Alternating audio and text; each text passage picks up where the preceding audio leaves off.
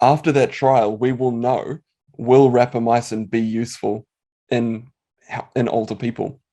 So hello and welcome to the Cheeky Science Show, where in this video I had the great pleasure of speaking with Dr Brad Stanfield, a medical doctor trained in New Zealand, who is also a YouTuber sharing the latest research around why we age and if we are closer to finding ways to extend our health span.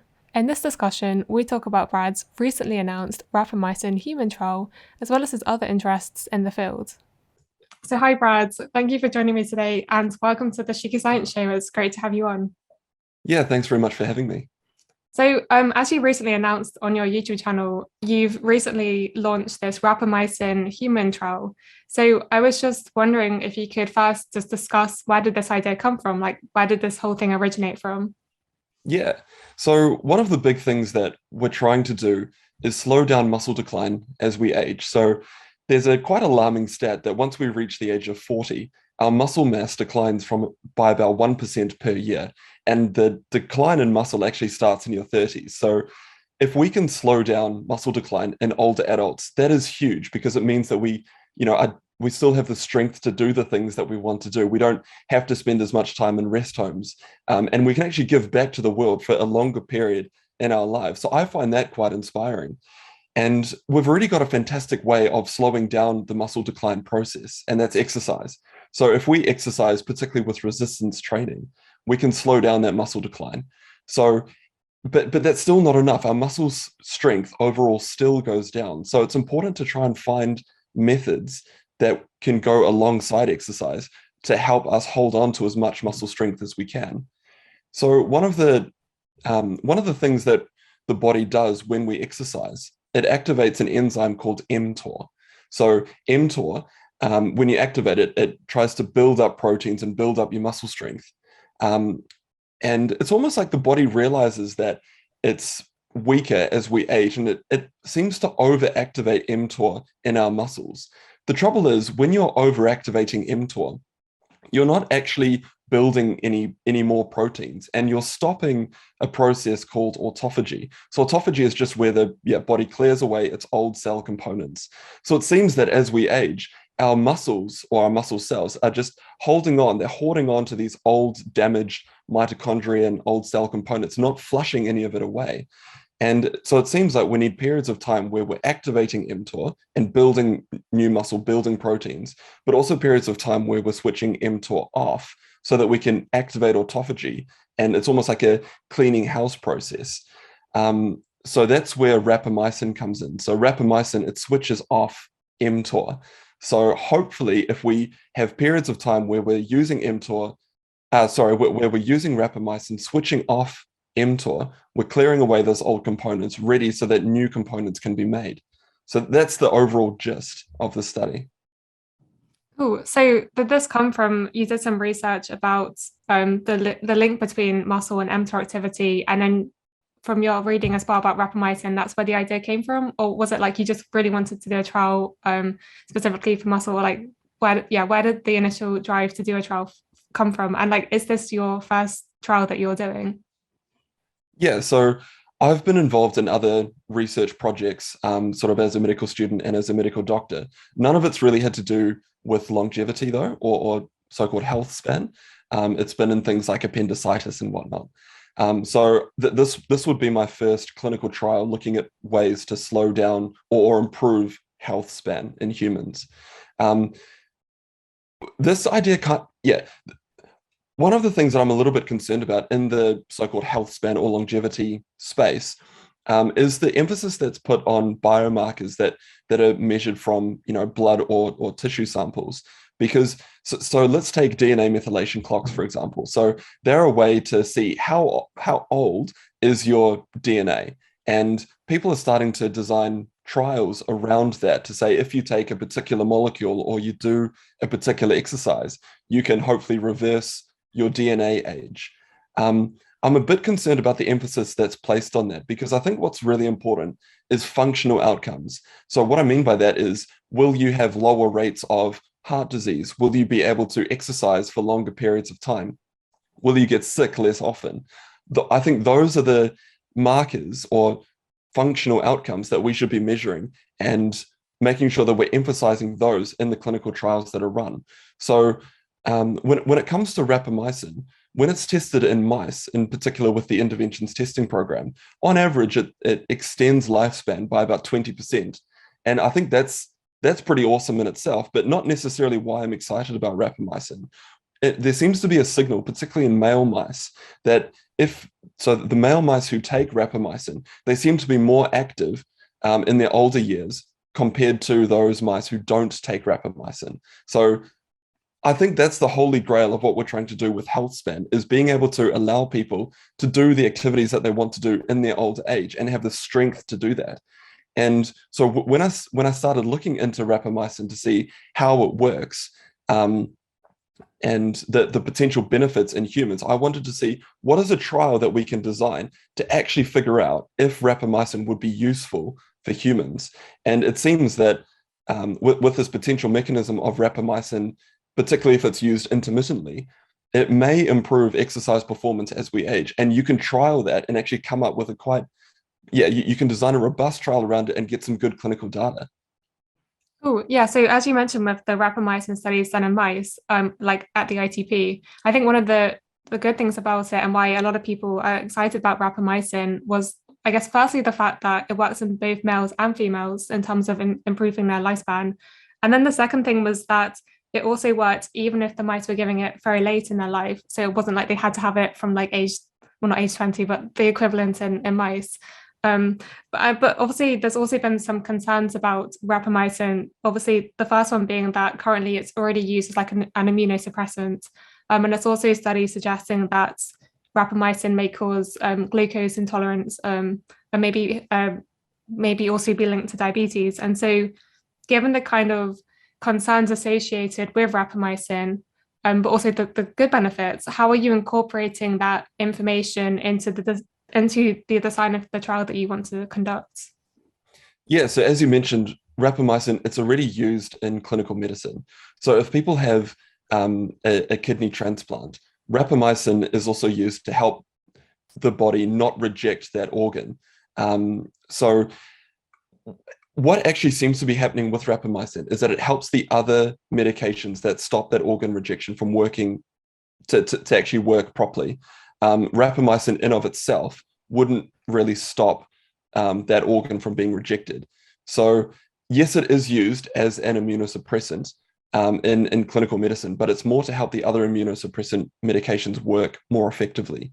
And when it comes to having a look at rapamycin's potential effects on lowering the immune system, there's been a couple of trials looking to see whether rapamycin would actually improve the immune system in humans. So there's this concept called immunosenescence, which is essentially where as we age, our immune system isn't as effective as what it once used to be.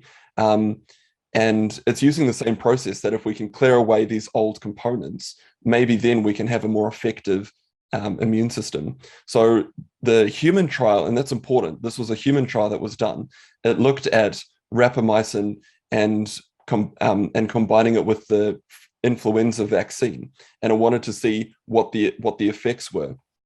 And in the initial trial, it looked like with the influenza vaccine, there was actually a more effective response to the influenza vaccine when rapamycin was taken. In larger subsequent trials, that actually it seems to be about even. So that's kind of stopped that research kind of dead in its tracks. But I think what's the important takeaway from that is that rapamycin certainly doesn't look to reduce the effect of the influenza vaccine, and possibly it may even improve it. So with the concerns around the immunosuppressive effects, I do wonder whether it's slightly overblown, particularly with the dosages that we are proposing in this trial. So typically to help stop organ rejection, rapamycin is used every day, and it's used in dosages between, so you generally start at 6 milligrams and you work up from there to build up the correct dose. With the trial that I'm proposing, would be using 5 milligrams once a week. So it's a massively lower dose compared to what is actually currently used in medicine. And again, that's because we do want periods of time where we're switching mTOR off, and that's where we use rapamycin.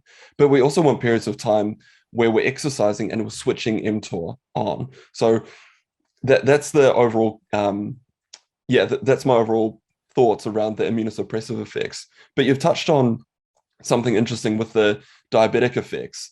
We're not exactly sure why. So in the human data that's come out looking at rapamycin and seeing whether that increases blood sugar levels and increases the diabetic rates, it's quite difficult to tease out whether it's rapamycin that's doing that or whether it's the other medications that those patients were on. So it's tricky to know. But again, with those trials, the rapamycin has been used every day as opposed to once a week. So in this trial, we'll definitely be measuring, blood sugar levels and the HbA1c to make sure that we're not causing new diabetes. But I'm not at this point concerned that we would be causing new diabetes. But again, that data will bear out in the trial. We want to make sure that this trial is as robust as possible and bulletproof as possible, because if we do a good trial, how awesome would it be that we've got a way to actually slow down muscle decline in older people? And it's only going to be high quality data that will actually get this treatment into the correct hands if it works. Yeah, that's a really good answer. And so the trial you're planning to do at the moment, that involves 30 participants you're hoping for. So is this more like a preliminary trial before you try to expand to larger numbers? Is that the idea? Yeah, essentially we don't have any human data at the moment that combines exercise with rapamycin. So this initial data is primarily to make sure that the trial design is bulletproof so that we can do a much larger trial in the future. It's to make sure that we're not causing any adverse side effects to exercise.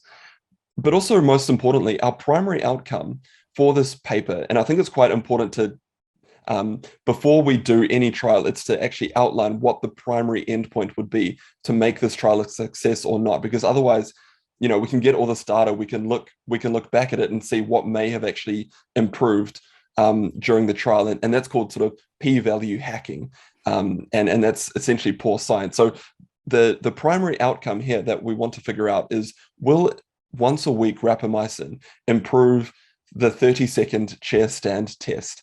So that's where, how many times can you stand up and sit back down in a chair over a 30-second time frame?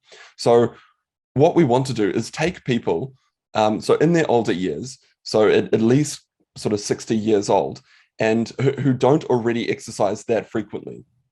And we want to see, if we exercise them, what happens to their 30-second chair stand test?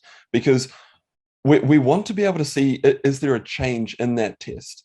That if we take people who are already quite fit, and we continue exercising them, we're probably not going to see their 30-second chair stand test change that much during the trial. And then it's quite tricky to see, well, is rapamycin improving things? Is it worsening things? Or is it having no effect? Because the numbers are going to be roughly the same. So what we want to try and figure out is, if we take people who are at least 60 years old and we exercise them, how much will that improve their 30-second chair stand test? And then we can do a power calculation.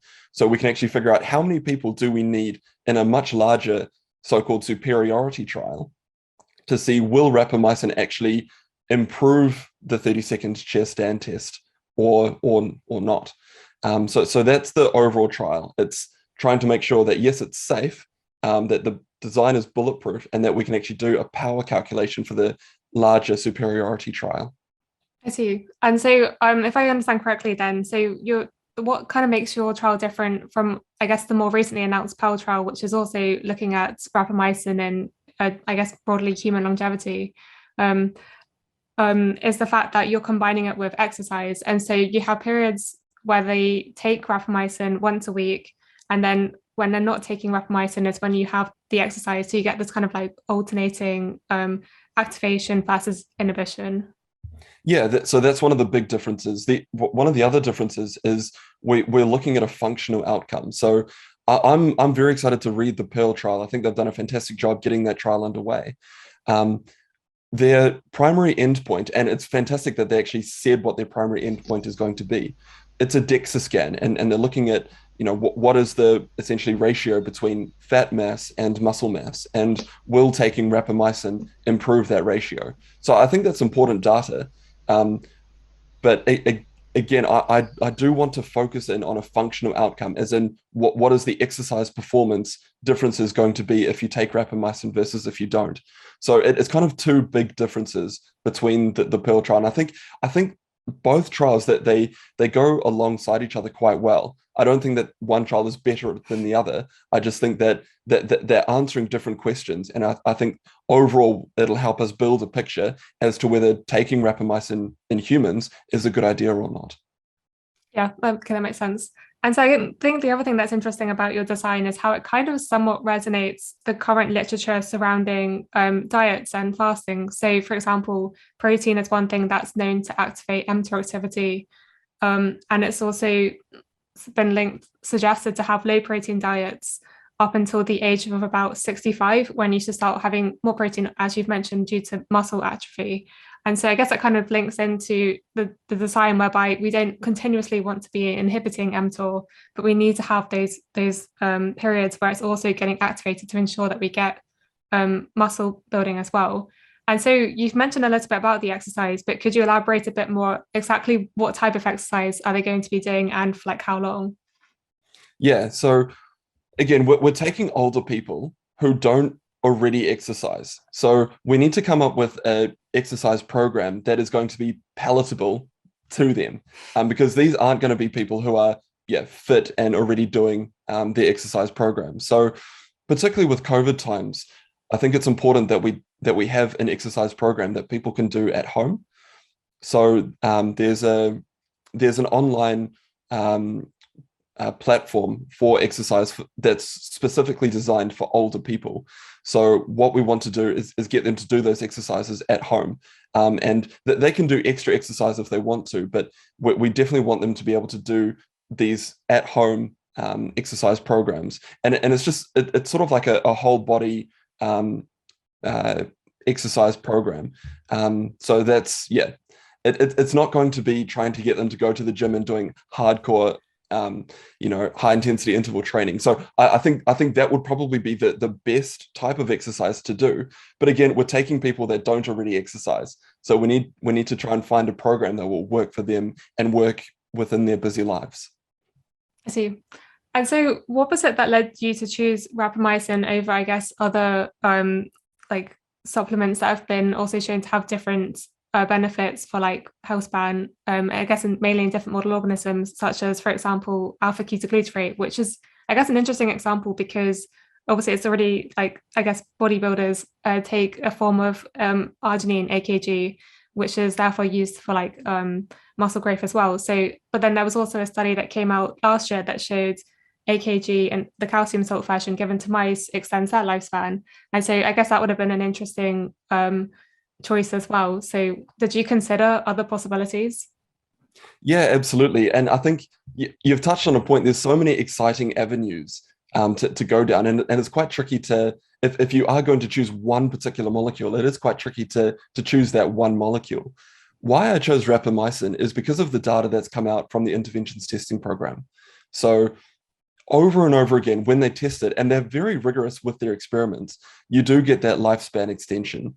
And particularly with the theory around mTOR and switching it on and off as we age, I think that is quite powerful. So I'm overall more excited about the potential that rapamycin has.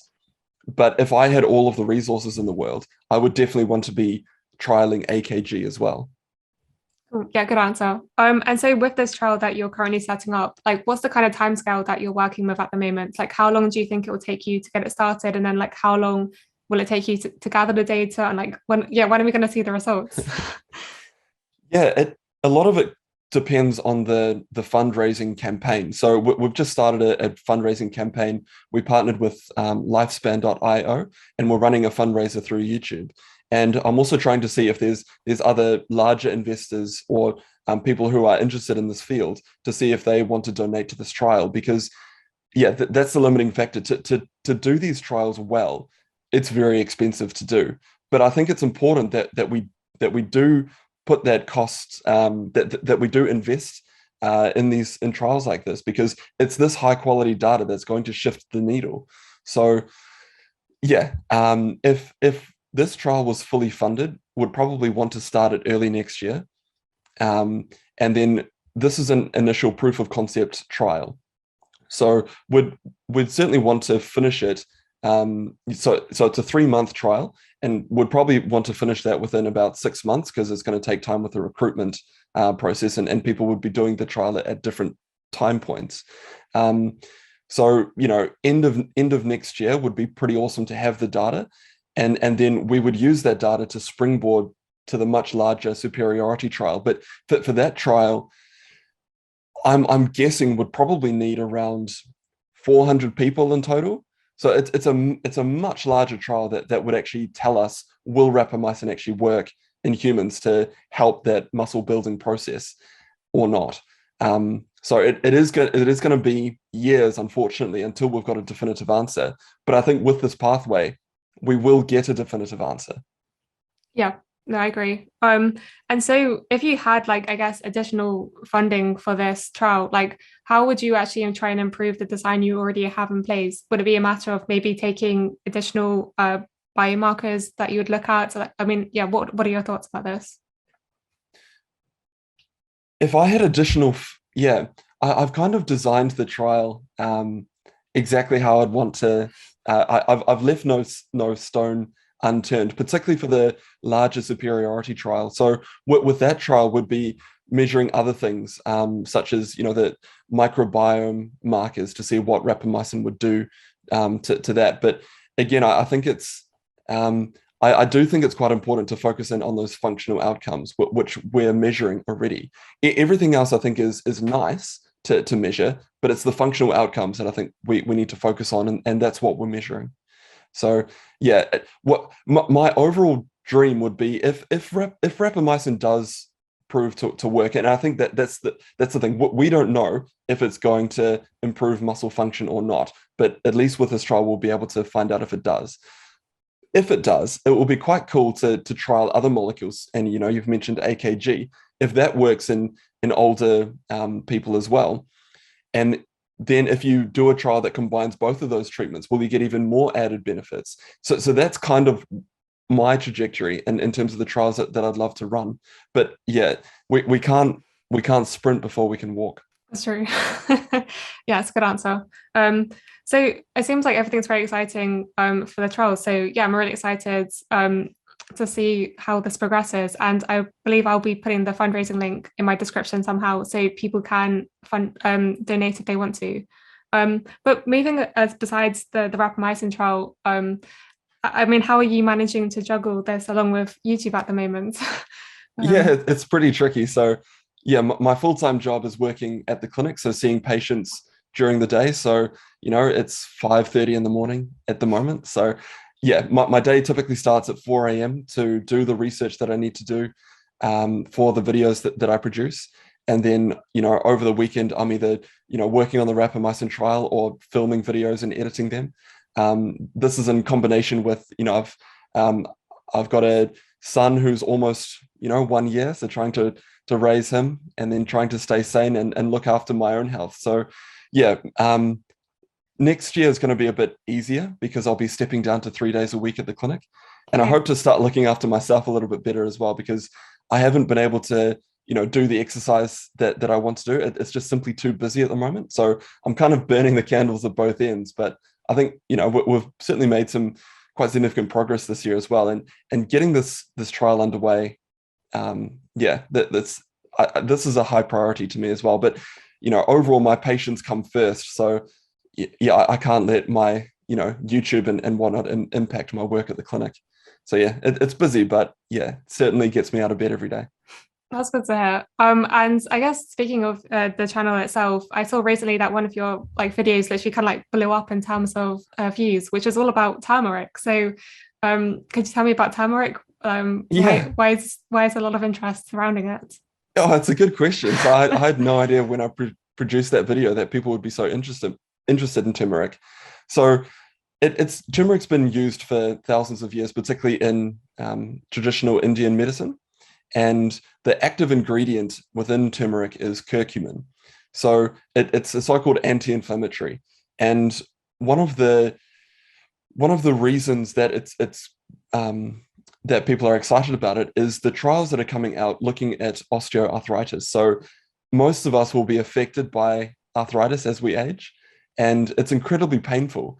And there's not a lot of safe treatments that we can use in older people, because if we use things like so traditional anti-inflammatories such as diclofenac, ibuprofen, naproxen, they are quite dangerous in older people. So I'm always extremely hesitant to prescribe them because, you know, older people generally their kidneys aren't in great shape, their stomachs are a bit more fragile. So if you're using those traditional anti-inflammatories, you can cause significant damage. Whereas with curcumin, it looks like we can actually get the same benefits of those traditional anti-inflammatory medications, but without the side effects. They don't seem to cause problems with stomach bleeds or issues with kidneys. So if we can use that, and in particular, if we combine curcumin with piperine, which is a black pepper extract to help the absorption, I do wonder whether that's going to become a standard treatment in the medical field for arthritis. So that's the research that I'm particularly interested in. And this kind of bore fruit this year when a massive meta-analysis where they pulled together all of the randomized controlled trials looking at curcumin. And it looks like, yeah, the benefits are exactly the same compared to the other anti-inflammatories. So yeah, I'm excited about that. In terms of will this help human longevity or human health span? The interventions testing program trialed curcumin and there was no increased lifespan. So I don't think it's going to increase human lifespan. But yeah, that's the overall gist about that. So I had no idea that it was going to be that popular. I think we're just under 300,000 views now. So Wow. yeah, happy days. Yeah, well, that's interesting. I haven't really studied the molecular effects of curcumin too much because I didn't realize the link between osteoarthritis. But now that you mentioned it, it's kind of interesting because obviously osteoarthritis is somewhat associated with the presence of senescent cells, so cells that have got damaged or become dysfunctional and basically stopped dividing and like secreting inflammatory factors, which might account for some of the phenotypes seen in patients with osteoarthritis. But in terms of the data I have seen surrounding curcumin is the fact that there was, I mean, it was in vitro, so petri dish, but they basically showed that similar to things like fisetin, curcumin also showed like senolytic potential. And so maybe that could be the connection to the benefits seen in these osteoarthritis trials. So that's like quite interesting. But yeah, as you say, the ITP study showed that it didn't affect the lifespan, which I guess comes back to the whole field of senolytics and whether or not it's going to be useful maybe for specific diseases, but whether or not it actually has benefits for lifespan, it might just be healthspan. But obviously healthspan is still important. So I guess in a long way, this is a question asking about your current thoughts still on senolytics. Yeah, it's really tricky. So the interventions testing program, they are going to be trialing fisetin and using it intermittently. So I think that was part of their 2018 cohort of molecules that they were going to trial. So it'll be interesting to see what that data shows. The Mayo Clinic is running human trials looking at fisetin as well. So again, it'll be interesting to read that data, but it's so tricky. I recently read a paper that was comparing cancer treatment to senolytic treatment and how actually cancer treatment might be an easier problem to tackle because with cancer treatment there's specific mutations that we can target, whereas with senolytic cells they're still our own cells and it can be quite tricky to design a molecule that can clear away those senescent cells and clearing away the right types of senescent cells. So I'm interested in the field. I certainly hope that it's got that it bears fruit. And I personally take fisetin so 5 days in a row once a month. But who knows? We don't yet know if it's going to improve human health span or not. But I'm curious, you're probably more an expert than what I am with senolytic cells. So I'm curious to hear your latest thoughts. Yeah, so I think I actually know which paper you're talking about because I'm pretty sure I read that too. So basically a lot of the senolytics, so things like the dasatinib, they're kind of just like repurposed chemotherapeutic drugs. So they're used in cancer treatments. And so basically they try to target senescent cells because they're already a bit kind of messed up. And so if you make them a little bit worse, they're more likely to die than your healthy cells, which should be able to kind of fix the damage. But actually, I guess one of the concerns with those kind of approaches is the fact that the kind of normal cells, instead of dying like the senolytics, so the senescent cells die, which is the senolytic aspect, but then it's the normal like healthy cells get damaged and then they become senescent. So it's like you get rid of some and you've made them more kind of thing. So that's called therapy-induced senescence. But obviously that's using chemotherapeutic drugs, but then there's things like Visitin and other like proposed, I guess maybe even curcumin if that does prove to have senolytic potential.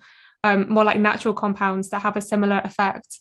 But as you've already mentioned, we don't currently know like how specific they are or like what is it these different compounds are binding to and how is it they're altering the senescent states and causing that cell to go from that kind of survival mode and secreting inflammatory factors to then going inducing cell death.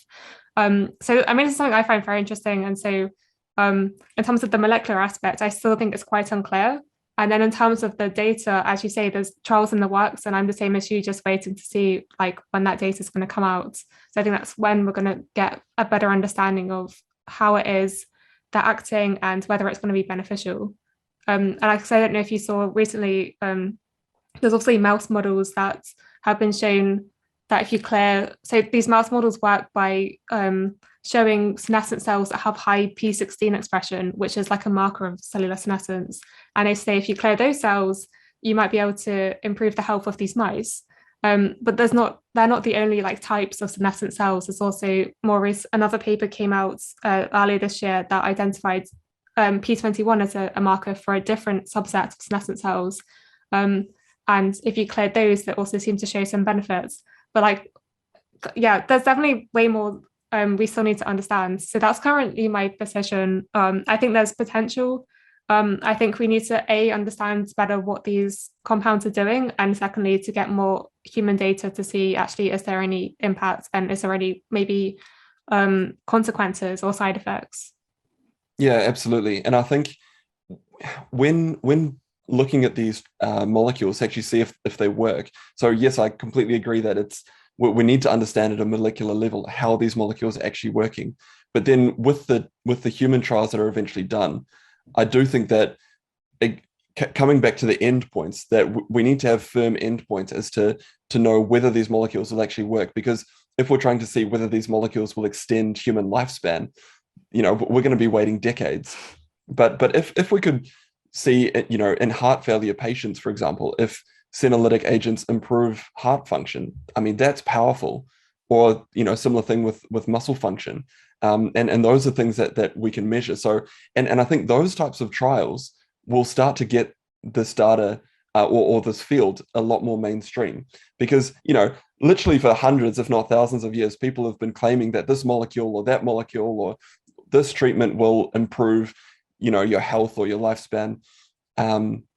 So, we just need robust data to come through. And that's why I'm pleased to see that the Mayo Clinic is actually testing molecules such as Visitin to see whether we will see these health benefits. Exactly. And like, I guess coming back now to your trial again, speaking more about the endpoints, like, so say you get successful data and it's proved that, yeah, rapamycin is going to be effective. What would then be the next step on from that? Like, how does it go from that to then treating patients in the clinic and going, you're going to take rapamycin? Is like, how does that all kind of work? Yeah, so then it's for me, it's starting to target the guidelines. So there's a lot of there's a good process in place for new treatments that come on board to change medical practice, and a lot of that is to do with presenting papers or findings at conferences, and then also talking to the different guideline bodies. So for example, the almost a creme de la creme of medical guidelines is a database called Up to Date, and I think it costs about $500 a year to subscribe, but it's fantastic for clinicians. And so it would be, presenting this trial to them and say, hey, this is what we've found.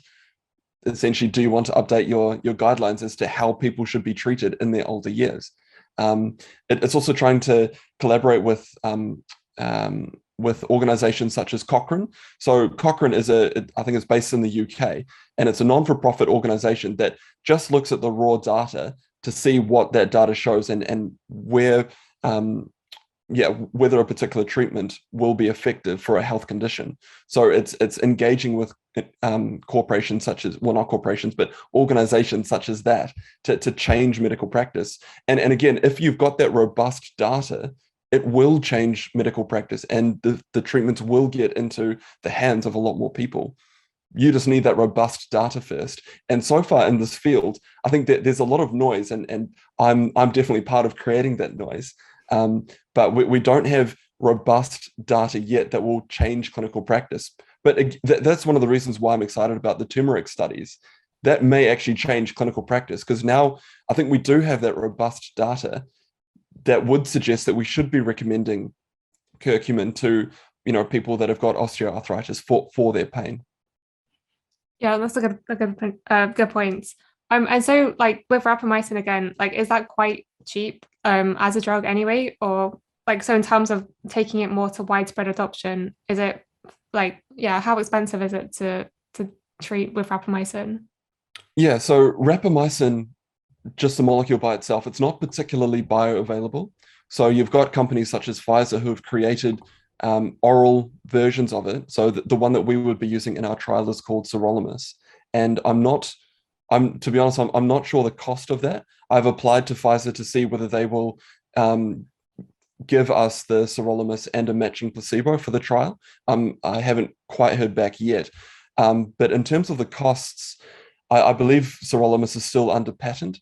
So I'm not sure the exact cost of that. But I mean, patents do run out. And I think by the time that we've actually got this data to show that it improves, muscle performance, I would have hoped that sirolimus would be out of patent, particularly if the, if since we're crowdfunding this trial, no one owns that IP. And I certainly don't want to restrict anyone from getting this treatment if it proves to be successful. So yeah, hopefully it's not going to be too expensive for people to start using it. But again, if it works, and I think that's the important thing, that there's many people who are taking rapamycin at the moment. And I just want to be clear, I certainly wouldn't recommend taking rapamycin yet. We don't have the human clinical data to show benefits. There is a little bit still of a question mark around safety, both of which I think the Pearl trial, and I'm hoping that my trial will help to clear up. Yes, Grant. And so we've spoken a lot now about, I guess, like current approaches that are available. But have you read anything recently that's spoken more about, I mean, maybe more far future potential therapeutics that you think are quite interesting, and you think have potential for having, I guess, even more dramatic improvements in health as opposed to just different supplements? Yeah, it's tricky. To be honest, the more that I read, the more you realize how complex human biology is. And if you tweak something, that can have a lot of unintended consequences.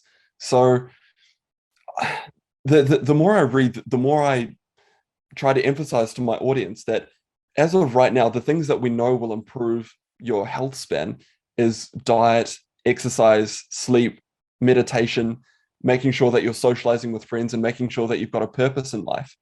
And I think those are the core things. I've not come across any treatment that I'm particularly excited about that will massively extend human lifespan or have a wildly a wild improvement in health span, aside from things like rapamycin, which is why I wanted to trial it. So yeah, if anything, I'm a lot more reserved compared to when I first entered this field. When I started my YouTube channel, I thought that we were on the cusp of all of these treatments coming on board and having quite profound effects on human health span and lifespan. And the more that I read, the more I realize how we are still quite a far way away from having a treatment that everyone can get that will have massive improvements to their health. You know, I'm kind of So in yeah, agreement. Yeah. sorry to be a bit down on the yeah subject, but yeah, that's where I'm kind of at. That's a good answer. I think, yeah, I'm kind of the same. I think it's good to be kind of like skeptical, a little bit cautious. Like it's easy to get swept away with like certain statements, and unless you look at the data, I think, or like understand the data, it's easy to just trust someone's opinion, because I think we're kind of somewhat inclined to like be influenced by different people. So yeah, I think it's always good to take a step back and actually look at the bigger picture of where we actually currently are. So you mentioned your channel again. I was just wondering, do you have any like future plans? Like you've got the trial going, you're still making videos, but do you have any um, things you want to do differently or like improve upon it with your channel? Yeah, definitely. There's always room for improvement. And one of the things that I'm still trying to work on is my delivery of the information. So I'm definitely not a natural in front of the camera. So when I'm recording my videos, so say for a 10-minute video, it'll take me 30 or 40 minutes to actually record. Um, and one of the things that I'm trying to work on is trying to build more of a story, because people remember stories. That's how, back in the day, that's how information was passed down through the different generations, was through stories. So I'm trying to figure out a way of presenting the data and holding true to that, because that's how I built my initial audience, but then also trying to pair it with some sort of a story format. And I'm not quite there yet. So that's definitely something that I want to work on.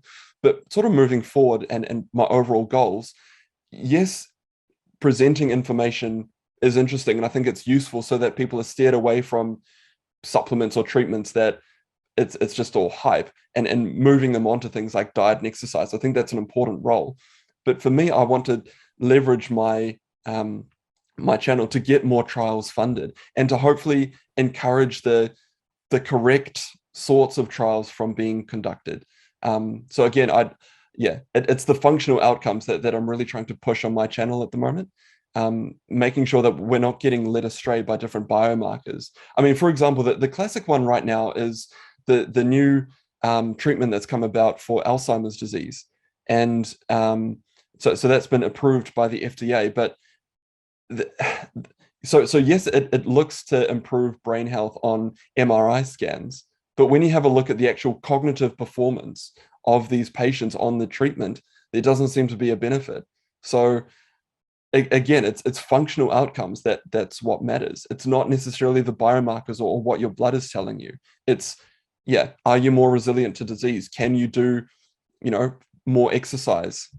That's what matters. So yeah, those are the overall goals of my channel. But yeah, still a long way to go. There's always room for improvement.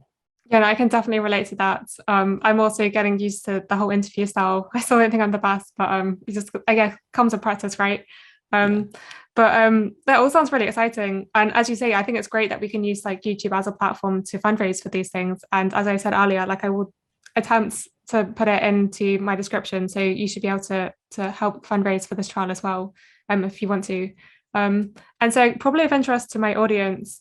You've mentioned a bit about how you take phytotin, but what else do you do at the moment based on the current literature that you think is hopefully helping your health?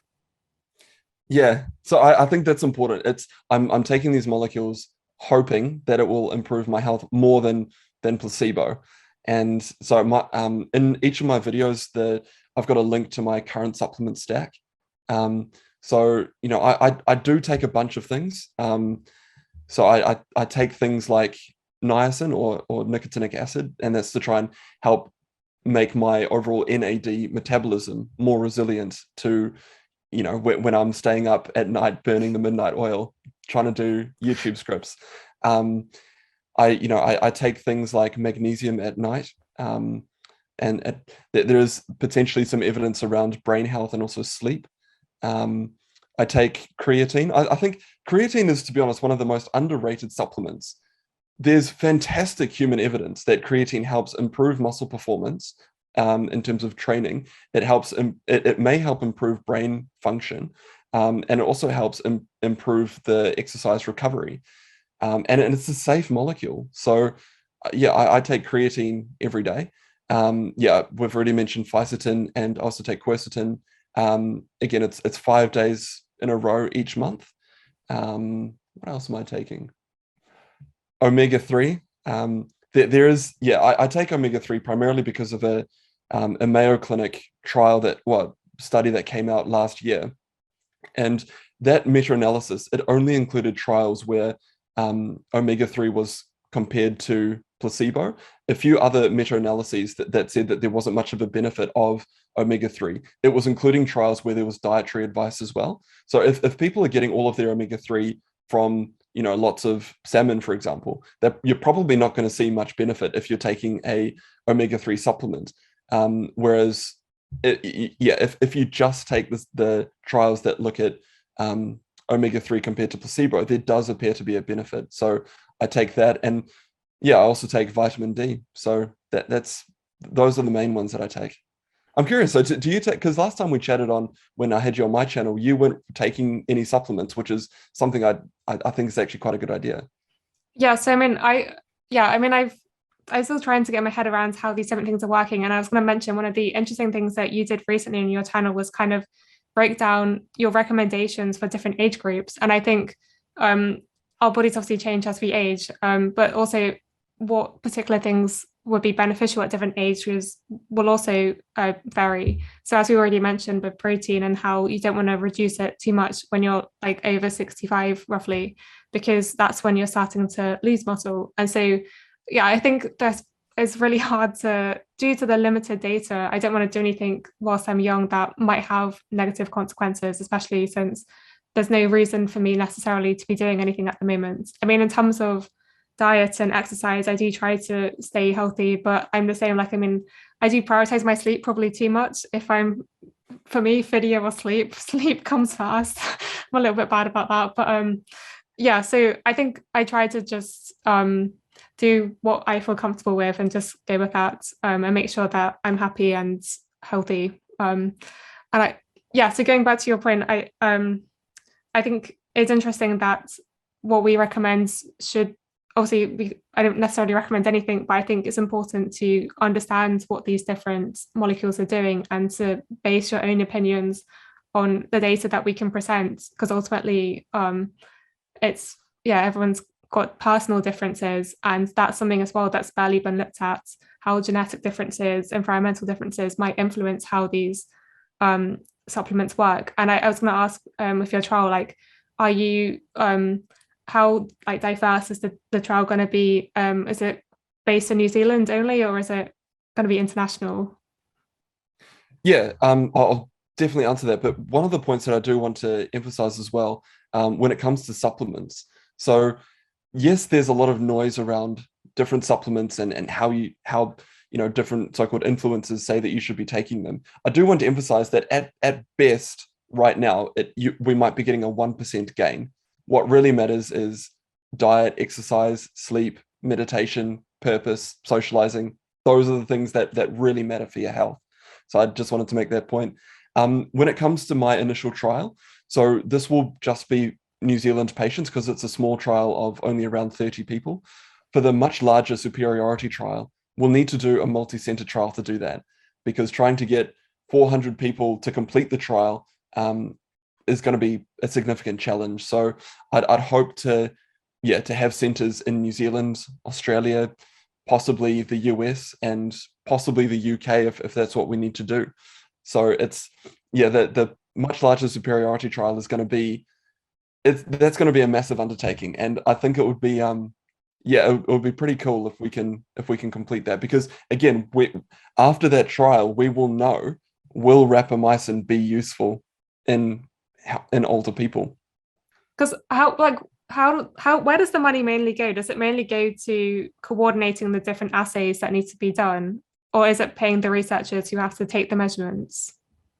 It's paying the researchers. So you've got to pay someone essentially to help recruit the patients, run them through the questionnaires, the safety of it. Then you've got to then you've got to pay someone to follow the people up while they're doing the trial to make sure that there's no safety issues, that they're actually doing the exercises. You've got to pay someone to do the measurements of them. So, we'll be doing the 30-second chair stand test, hand grip tests, the 6-minute walking test. You have to pay someone to do that. You have to pay for the blood tests. You have to pay for the ethics committee to have a look at your trial. Yeah, there's a lot of stuff that crops up. So yeah, it's expensive to do, and then you to run a clinical trial as well. I didn't actually realize this, but you need an auditing. You need a separate auditing company to make Okay. sure that you're essentially not just making up data, which is great. But Yeah. again, that's all a cost. So it just keeps adding up. So it'll be great. It'll be great if we could, almost, just do this online. Like if you could just do Zoom consultations with people and get them to do the 30-second chair stand test, on Zoom. But yeah, it's way more complicated than that, unfortunately. So Yeah. yeah. Well, I just know from like in the research lab, there's so much paperwork that goes into just doing a mouse experiment. And I'm like, but when it's humans, there must be even more paperwork, right? Oh And it man, it's sounds like it. huge. Yeah, no, it's huge. I've been so when I started the write up for this clinical trial, I thought, oh yeah, like get like a 4-page thing together and hunky dory. But my gosh, it just yeah, you need to go through all of the mice data, the existing human data that's out there. Really go into detail about your hypothesis, what your endpoints are going to be. Yeah, it's significant. So You have like a yeah, team of but people. It's not just going to be you, right? There'll be a team of people helping you out. yeah, so there's a hospital that I'm working with. So they'll be the ones actually running the clinical trial. So I'm the so-called sponsor of the trial, and then Okay. but since I'm the sponsor, I'm not allowed to be the primary investigator. So again, have to pay someone to do that. So yeah, it's a lot, but it's interesting. Like I do think these types of trials will move the field forward because it's going to be robust, it's going to be bulletproof, it's a functional outcome. People aren't, in the medical world, they're not going to be able to shoo this data away if it proves, if we can do a randomized placebo-controlled trial that shows that yes, there is a benefit to older people. And that's huge anyway. Like, having less people in rest homes and more time out doing the things that they want to do, it's great for the economy, it's great for their each person's life. It's huge. So yeah. No, exactly. Yeah, I agree. I guess it's somewhat reflected in trials, but also in like just basic research. There's so many times when research is published, but just wasn't controlled correctly. And it's like, if Yeah. you only did this, then it would have been fine and we would have had more data. But yeah, no, I definitely think this will help contribute to the field. And I think also it'd be, so one thing I was going to ask you, which I forgot to mention, was how would you like distinguish the benefit, if there's benefits, right? If it's the exercise or the rapamycin, like, are you going to have a separate like exercise only or rapamycin only? But then the Pearl study, right? That's just rapamycin. So I guess in theory you could somewhat compare it with their results. So the trial will be placebo controlled. Okay. So the placebo group will be doing exactly Ah, the I see. same See. Okay. exercises. Yeah. Okay. Yeah. So that yeah, that's how we know. So we know that exercise improves muscle performance in older people. Yeah. So yeah, I don't. This is the thing that I don't really understand about the Pearl trial. They're doing Why DNA you don't? methylation as well, right? I feel like they were trying to push that as one of their epigenetic age as one of their main markers. Yeah, that they are. That's their secondary outcome. Well, one of their secondary outcomes. But yeah, I think we need to build upon the work that's already been done, and that's why I want to combine the trial with exercise. We know that exercise improves muscle performance, so anything that we do needs to be combined with exercise to see will it improve. Anything that we do to further improve muscle performance needs to be combined with exercise. We need to see if it's an added benefit or not. Yeah. Yeah. Do you have any final advice for my audience, Brad? It's been great talking to you today and hearing about this trial. It sounds like you've got everything kind of like under control and plans. And so is it just literally the fundraising left to go before like you dive straight into it? Yeah, so we've got the fundraising to go. There's still a few things that we're tidying up on the design itself, and then we'll be applying to the ethics committee. But essentially, we just want to make sure that our write-up is as clear as possible. So I think right now that the write-up's about 23 pages long, and I think we've got a couple more pages to add. So once we have got that all nicely signed off, we'll send it to the ethics committee, and then once that's approved, we'll be registering the trial on the different trial registries. And again, that's important because when you register your trial on a clinical trial registry, you are saying this will either make the trial a success or a failure to do with the primary outcome. And you're laying your neck on the line, if you like, to say, yeah, this will be a success or not. And that's important because then there's no so-called p-value hacking like we mentioned before. One of the things that I suppose I do want to touch on, there's another YouTuber who I didn't actually realize that she was a New Zealander, and so she's a trained medical doctor, but I didn't actually realize that she's not a practicing doctor. And because of the type of content that she was creating, she's now being investigated by the New Zealand Medical Council. And I just want to highlight this because of I think it gives a good warning that, yes, you might read stuff online or listen to videos online, and this is including me as well. But none of this should take away from the relationship that you've got with your own medical doctor. And all of this research that we presented, it's interesting, but it's not yet validated in larger humans, in larger human trials, apart from things like creatine. So yeah, I do just want to mention that to your audience as well. Don't necessarily believe everything that you hear online, which I'm sure they don't anyway. But yeah, I think it's an important point. No, definitely, and that was really well said. I completely agree. Yeah, don't ignore everything I say. But no, you're right. It's very important that we make sure that message is very clear. So yeah, thank you for coming on today. I think we've kind of jumped all over the place with different topics, but it's all been very exciting, and hopefully our audience have taken away some useful insight from it. So if you haven't already, go subscribe to Brad's channel. He has awesome digests of different compounds, different topics, and even more frequent stat posting than I am. So definitely go check his channel out. So yeah, thank you for coming on. Best of luck for the trial, and I'm sure as you progress, we'll be catching up and hearing how it's going. So yeah, it sounds all very exciting. Yeah, thanks, Eleanor. This has been a blast. So yeah, we'll definitely keep you updated, and thanks for having me on. No problem. Thank you. So I hope you've learned something in this video. Thank you to my Patreon supporters, and thank you for listening.